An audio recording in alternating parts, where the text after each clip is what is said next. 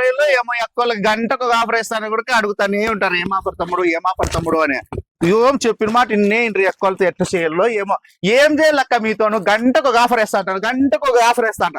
అయినా గంటకు డిజైన్ తెచ్చినా ఇంకా డిజైన్లు ఏమంటారు తీసుకోండి అయితే వాళ్ళ జిమ్మిత్తులు వచ్చినాయి జీపు చేతిలో ఎగిస్తాను, జిగ్గి ఎగిసి పడతారు చూడండి చీరలో.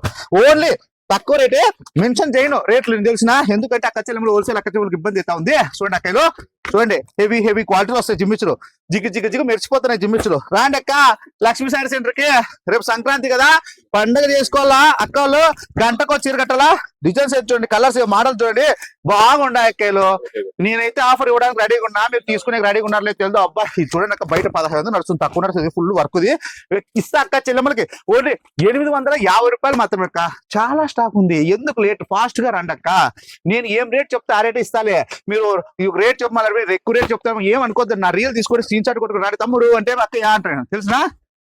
రాండి ఇక్క ఫస్ట్ మళ్ళీ వంటలు చేసుకుందాం కానీ సరేనా. రేపు చేసుకొని రేపు సెలవు పెడతాను షాపు, రేపు షాప్ ఉండదు. సంక్రాంతి పండుగ రోజు 14వ తేదీ ఉండదు షాపు, ఓకేనా. 14వ తేదీ ఒక్కరోజే ఉండదు తెలిసిన. మా పని పిల్లలకు రెస్ట్ ఇస్తానక్క, మీరు వచ్చేసేయండి రేపు కాబట్టి ఏమన్నా తినండి వంటలు వండుకొని. ఈ పొద్దు వచ్చేది లక్ష్మీ సార్కి.